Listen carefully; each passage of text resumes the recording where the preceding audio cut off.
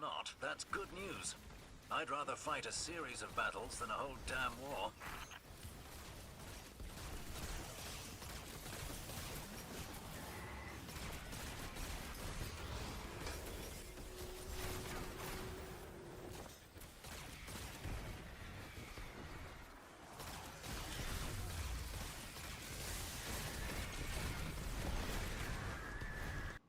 What's up guys, it's Radical. How y'all doing? Hope you're doing well. Back at you guys in another video. Today we're going to be doing a solar hunter build. I got y'all with a Crackshot build. So we'll be using Crackshot and using Speedloader Slacks.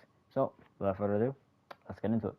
Alright, so first off we have Speedloader Slacks. So basically what this will do is dodging instantly reloads all your weapons and grants increased reload and handling to you and nearby allies. While the buff is active, additional dodges increase this buff strength and refresh the timer, maxing out of 5 stacks. Dealing sustained damage grants class ability energy. Now, the main point of this build and why we're running Speedloader Slacks is for the last sentence of this armor perk. Dealing sustained damage grants class ability energy. Therefore, we can keep running our class ability over and over again if we are continuing to get more damage. For our abilities, we are running Acrobat's Dodge. Dodge to perform an acrobatic leap. Upon landing, make yourself and nearby allies radiant. This will basically be getting us radiant every time we pop Crackshot, which therefore is passing along to our allies, so everyone in your fire team is going to be radiant when you pop your class ability. For the melee, run a knife trick, pretty much just standard. You can run any other knife if you wanted to, so feel free to do so. Also, I am running the healing grenade for more survivability, because the other grenades don't really offer that much survivability, but if you want more damage focused grenades, then you can pick from any of these, but I'm running healing grenade.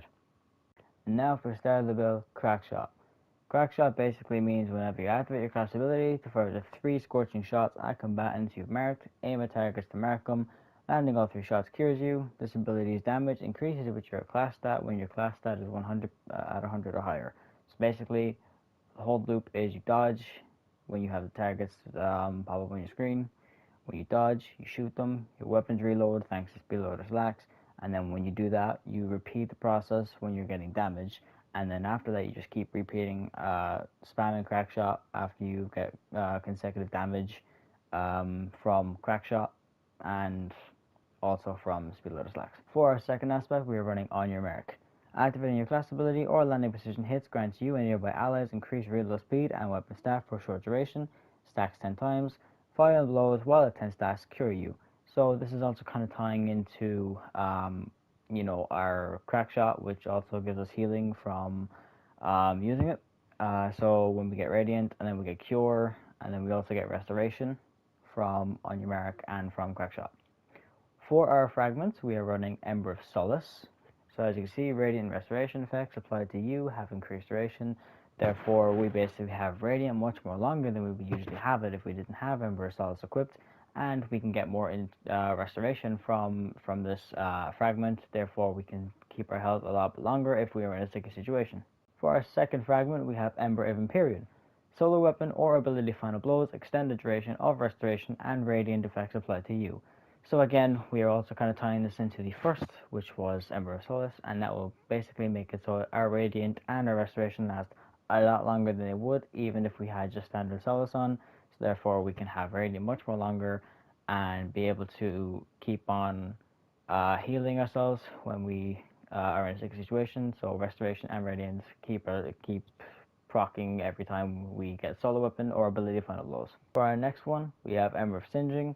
Basically, your class ability recharges faster when you scorch targets. This is where Knife Trick comes in. We use Knife Trick, we scorch the target, and then we get our class ability back much faster than we would normally if we didn't have Ember Singeing equipped. Next up is Ember of Ashes. You apply more scorch stacks to targets. So basically, this is also kind of tying into our last fragment. So we get more scorch, and that also can help proc Crackshot and continuing to basically light the whole place on fire. Enemies on fire rather, and just keep our score stacks flowing constantly. Last but not least is Ember of Benevolence. So applying restoration, cure, or radiant to allies grants increased grenade, melee, and class ability generation for short duration. So basically this gets our class ability back, our grenades, and our melee back a lot quicker.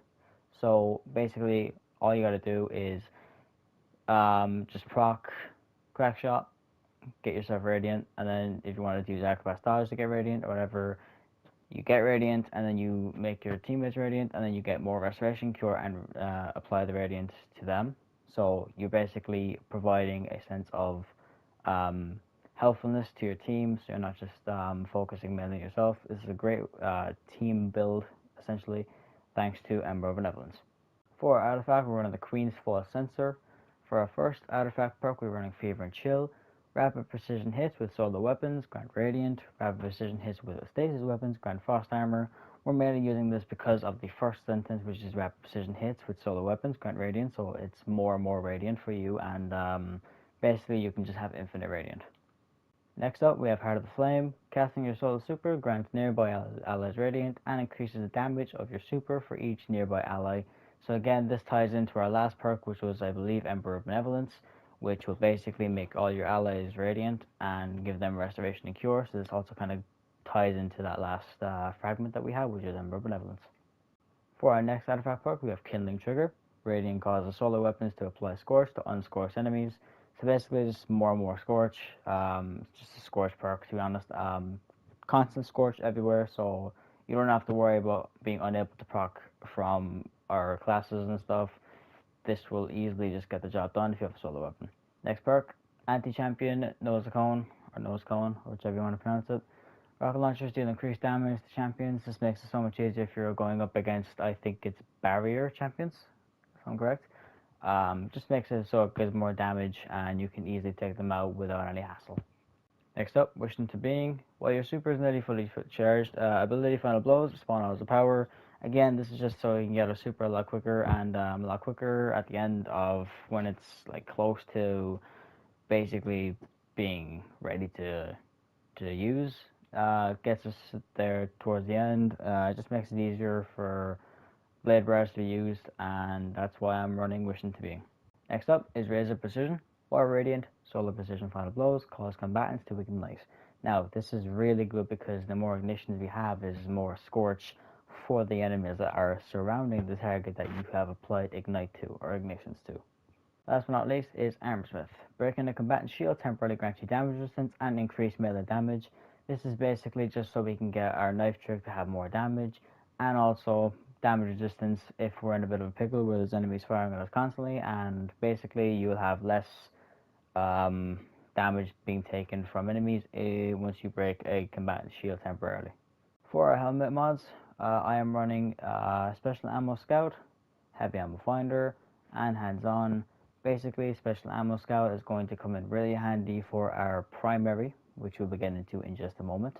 Heavy Ammo Finder just helps us get our exotic rocket launcher, more ammunition, and then Hands On, gain bonus super energy on melee kills, just makes getting super easier.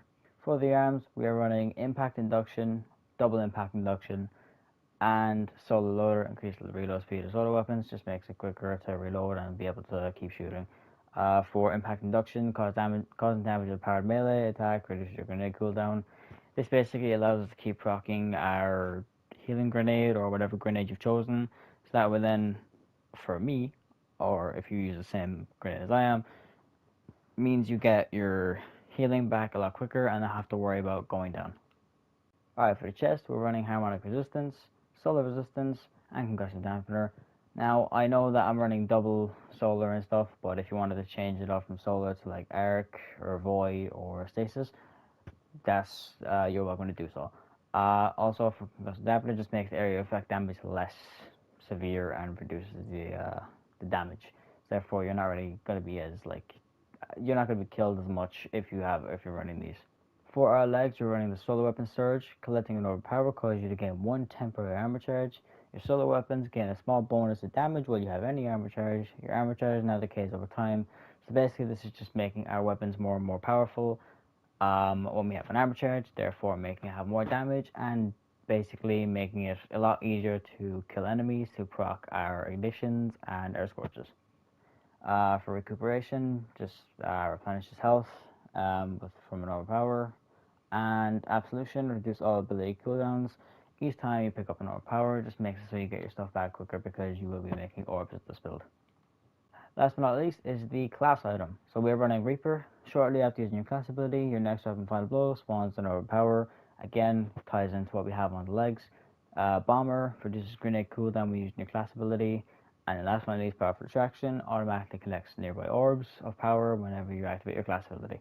So basically, you'd be not having to worry about connecting them because once you do your crack shot, your orbs will basically just flock to you, and you won't have to worry about having to run over them manually to pick them up. For the weapons, we are running Festival Flight. You can get this from the Tenet of Bravery, I believe, in the tower. It is, I think it's Lustrous, Solstice, I think. Solstice engrams. So basically, this is really good for DPS, because it does say here burst fire grenade launcher. Each projectile creates a lingering pool and impact that deals damage over time. Really good for DPS. This is like really good to have for a DPS phase. So if you don't have this, you must get it because it is a must-have. If not, any other like strand or any other grenade launcher, any other like weapon that's like really strong as primary, go for it. Next up, I'm running Apocalypse integration with Incandescent.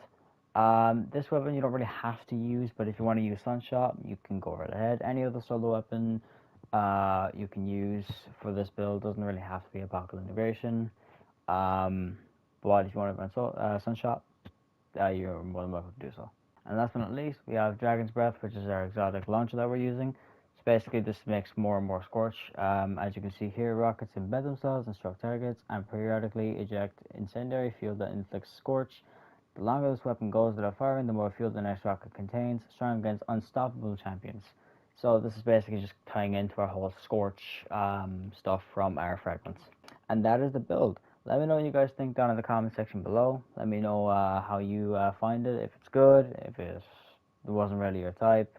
But yeah, it's my solar build, Crackshot. So feel free to subscribe for more builds like this, and I hope you all have an awesome day. Roll the gameplay. A power vacuum. Now everyone's fighting to consolidate its territory. We've replaced a universal threat with a bunch of local ones. Believe it or not, that's good news. I'd rather fight a series of battles than a whole damn war.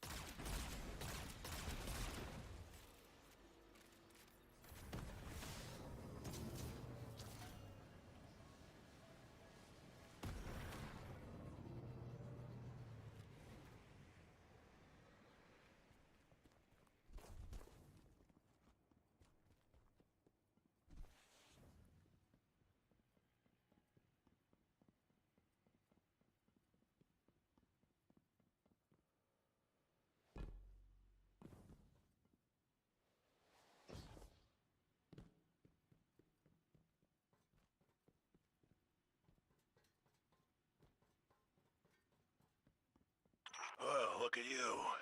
Gonna make this next part seem easy.